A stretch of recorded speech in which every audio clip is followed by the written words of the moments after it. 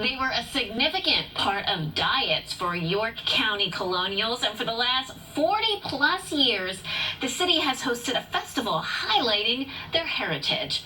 And we're highlighting that today in Mid-State Memories when we're talking both past and present.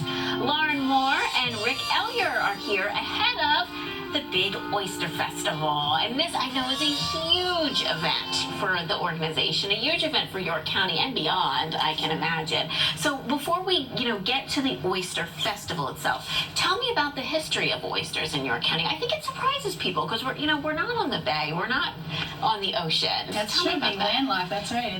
It's interesting. The 1960s, the Golden Plow Tavern, they were having renovations, and we found oyster shells there. So they figured out that there was a use for oysters, obviously eating them and using them as other utensils. And they came up from the Chesapeake Bay. So it was a nice connection with our museum and with this heritage event.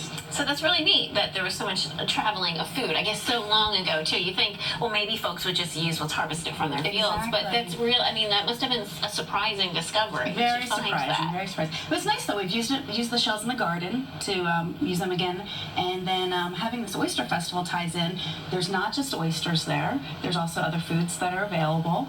I think I stepped ahead there. That's fine. We have mac and cheese, we have hot dogs, we have shrimp, we have crab cakes, and lots of beer, wine, soda, water as well. A lot of shucking going on at this festival. A lot of shucking live. We have labor that's donated to us, which is very nice, and they'll shuck right there in front of you. That is really neat. And you kind of mentioned, if you don't like oysters, there's lots of other things you can do. And then there's some new things this year, including what you're doing with the shells. Exactly. So why? Tell me why you're here today, because you're going to explain this part. Yes, I'm with the Coastal Conservation Association down in Maryland, and we started a program at the beginning of the year called the Living Reef Action Campaign, where our volunteers are collecting the oyster shells from various events, restaurants, and we're recycling them to start new oysters in the bay.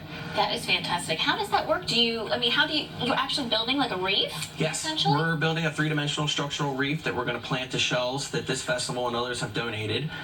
Each shell gets oyster larvae planted on it, put back in the bay, and as many as one shell can generate as many as 10 new oysters. Isn't that fantastic? Yeah. Wow, this is then a great thing to start doing for York County. It's a wonderful partnership. We're really excited to be doing this year after 40 years of this, being able to help out with this effort. It's a great way for this community. These oysters will filter about 50 gallons per day. So It's a great way for this community to help clean up the bay. That's terrific. And like we were saying, we're not on the bay, we're not on the ocean, but to be able to do that locally in York County to celebrate the oyster, just like they did so many years ago. Remind us again when this event is. This Sunday, it is October 18th. It's 11 to 4 p.m. at the Agricultural and Industrial Museum at 217 West Princess Street, New York. Is it something people need tickets to before they go? No tickets. It's free admission, family friendly, open to the public. Our galleries are open. We have artisans that will be demonstrating. A blacksmith will be there, glass blower will be there, chair caning.